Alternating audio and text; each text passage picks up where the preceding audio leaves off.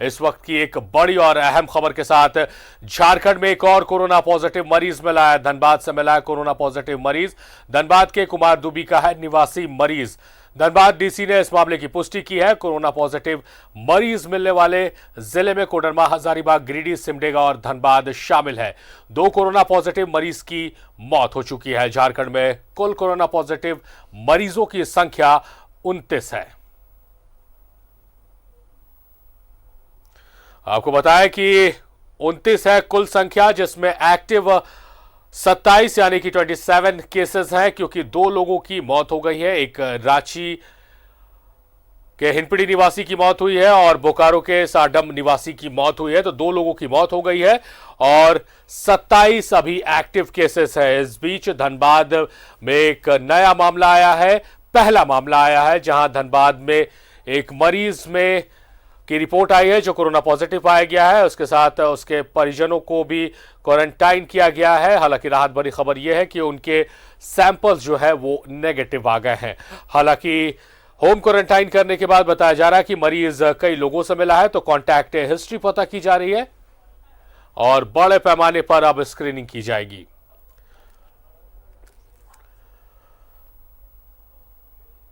तो कोयलांचल के लिए यह खबर है। धनबाद के लिए, धनबाद में एक नया पॉजिटिव मरीज मिला है और क्रॉस चेक हुआ है। जो सैंपल्स लिए गए थे धनबाद से लेकर जमशेदपुर तक री एग्जामिन किया गया है सैंपल्स को और आखिरकार इसकी पुष्टि हुई है कि मरीज पॉजिटिव है। तमाम मसलों पर बात करने के लिए हमारे सहयोगी धनबाद से अभिषेक हमारे साथ बने हुए हैं।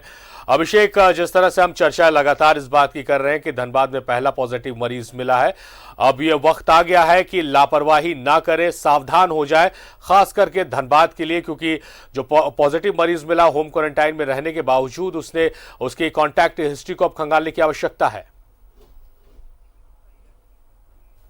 सही है, बिल्कुल उसकी जो कॉन्ट्रैक्ट है वो उसके खंगाला जा भी रहा है।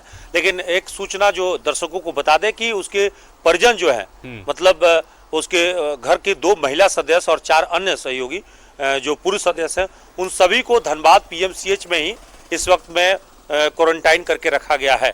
यानी उनको विशेष वार्ड में आइसोलेट करके रखा गया है और उनकी जो रिपोर्ट आई है फिलहाल निगेटिव है। अच्छी खबर यही है। और जो मरीज है उसको इस वक्त में कोविड-19 अस्पताल, सेंट्रल हॉस्पिटल में शिफ्ट किया गया है। तो फिलहाल जो मरीज के जो परिजन है वो क्वारंटाइन में है और प्रशासन की देखरेख में है। वो अभी कुमारधुबी में नहीं है। तो इसका अर्थ यह हुआ कि कुमारधुबी के जो इलाका है वो अभी तक मुक्त है, वहां पे कहीं कोई दिक्कत नहीं है। हाँ, अब ये देखना होगा कि हमारी स्थिति रांची की हिंदपीढ़ी या फिर बोकारो की हालत जैसी नहीं हो, जो इस वक्त हॉटस्पॉट बना हुआ है। हमारी स्थिति ऐसी नहीं हो और इसका खास तौर पे ध्यान रखना बहुत जरूरी है। इसलिए धनबाद जिला प्रशासन फूंक फूंक कर कदम उठा रही है और सचेत हो गई है और आम लोगों से भी इस वक्त में अपील की जा रही है। खुद इनफैक्ट जो है इस वक्त में धनबाद डीसी ने जो ट्वीट करके और फेसबुक पर जो अपील किया है, मैं आपको वो अपील सुना दे रहा हूं। उन्होंने लिखा है कि धनबाद जिले में एक व्यक्ति का आज कोरोना संक्रमित पाया गया है, अतः सभी से अपील है कि लॉकडाउन की अवधि में जिला प्रशासन द्वारा दिए गए निर्देशों का 100% अनुपालन करें। सभी अपने घर में ही रहकर सुरक्षित रह सकते हैं। प्रशासन सदैव आपके साथ है, घबराए नहीं, घर में रहें, सुरक्षित रहें। ये धनबाद उपायुक्त ने अपने ऑफिशियल डीसी जो वो उनके ऑफिशियल फेसबुक वाल है उस पर उन्होंने लिखा है और ट्वीट भी किया है। तो इसका मतलब यह है कि धनबाद उपायुक्त ने आम नागरिकों से अपील किया है कि वो डरे नहीं, लेकिन सुरक्षित रहने के लिए सबसे अच्छा उपाय यही है कि आप घर में रहें, लॉकडाउन का पालन करें। इस बात को उन्होंने खास तौर पे एहतियात किया है और मीडिया के जरिए भी उन्होंने अपील किया है धनबाद उपायुक्त ने। तो हम भी ये कोशिश करेंगे, न्यूज 11 भारत भी इस वक्त में जो दर्शक हैं धनबाद के, कोयलांचल के आसपास के सभी लोगों से यही अपील है कि कृपया अनावश्यक घर से बाहर नहीं निकले, प्रशासन के दिशा निर्देशों का पालन करें, लॉकडाउन का पालन करें और कोशिश करें कि घर में रहे। ये बेहद जरूरी है, क्योंकि कोरोना के चैन को हम तभी रोक पाएंगे जब हम इन सभी निर्देशों का पालन करेंगे। सारिफ। अभिषेक, अब तो लोगों को समझना चाहिए, यहां पर एक उदाहरण भी आ गया है। उदाहरण यह है कि हजारीबाग में जो पहला मरीज मिला और धनबाद में जो पहला मरीज मिला, ये दोनों आसनसोल से आए थे, यानी कि बाहर से संक्रमित होकर। तो लॉकडाउन में लगातार सरकार ये कह रही है, राज्य सरकार ये कह रही है, राज्य के मुख्यमंत्री हेमंत सोरेन ये कह रहे हैं कि आप जहां हैं वहीं रहिए, आप तक मदद पहुंचाई जाएगी।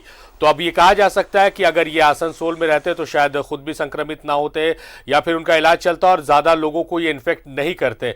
मगर ये दोनों लोग हजारीबाग के जो मरीज हैं और जो धनबाद के मरीज हैं, ये दोनों ट्रैवल कर कर वापस झारखंड आ गए और यहाँ पर वो पॉजिटिव पाए गए और अब ना जाने कितने लोगों को इन लोगों ने पॉजिटिव किया, क्योंकि मास लेवल पर दोनों ही जगह पर स्क्रीनिंग हो रही है। तो इससे सबक लेने की आवश्यकता है अभिषेक।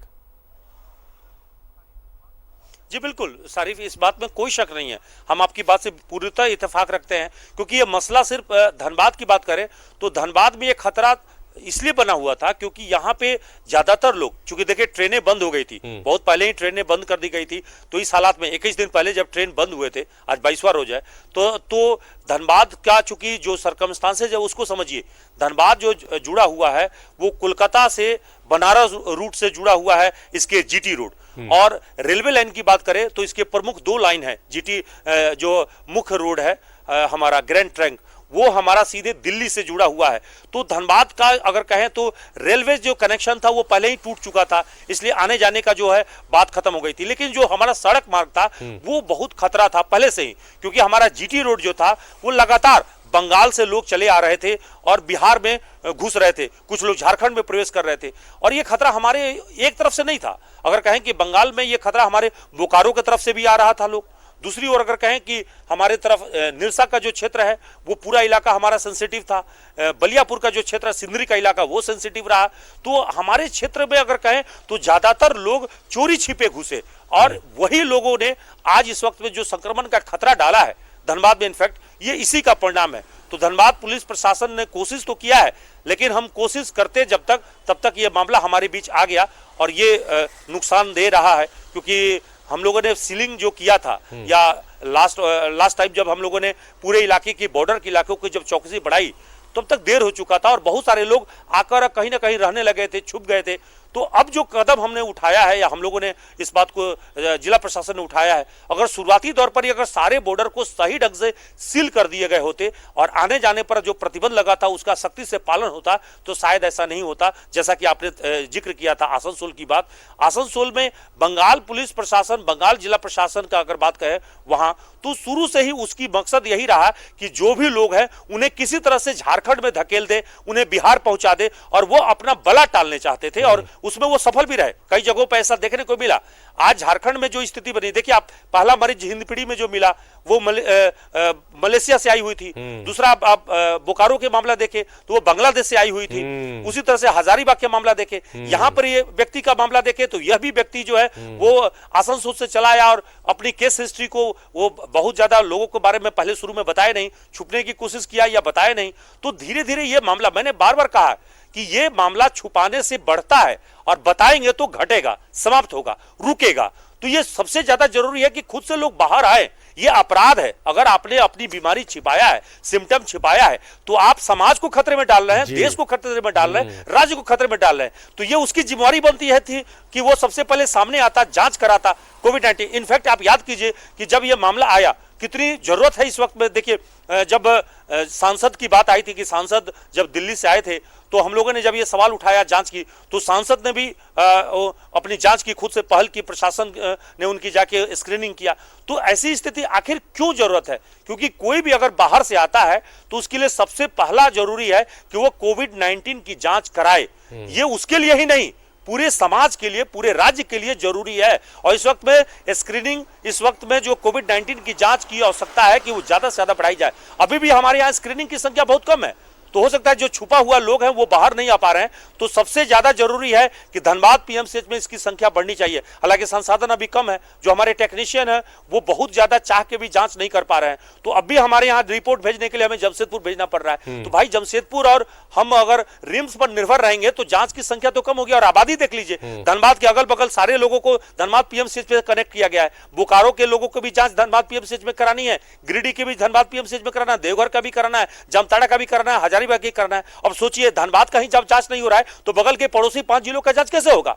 तो सवाल तो यही है कि हमारी जांच की संख्या इतनी कम है कि रिपोर्ट पता ही नहीं चल पा रहा, और रिपोर्ट आने में भी टाइम लग जा रहा है, 3-4 दिन से ज्यादा वक्त लग जा रहा है। तो जब पता नहीं चलेगा तो हम रोकेंगे कैसे, और जब रुकेगा नहीं तो ये चेन टूटेगा कैसे? और यही सवाल सबसे बड़ा बना हुआ है। खतरा इसी बात का है सारिफ, सबसे बड़ा खतरा यही है कि हम बहुत ये महत्वपूर्ण चैन बात कैसे हमारे तोड़े? सहयोगी क्योंकि अभिषेक जांच ने की कही है। संख्या भी बहुत अभिषेक, कम है। आपने बहुत महत्वपूर्ण बात कही कि रांची में पहला मामला मलेशियाई महिला, बोकारो में पहला मामला बांग्लादेश ट्रैवल हिस्ट्री, बोकारो में पहला मामला आसनसोल ट्रैवल हिस्ट्री, धनबाद में पहला मामला, माफ कीजिएगा, तीसरा मामला हजारीबाग में हुआ था, आसनसोल से ट्रैवल हिस्ट्री है।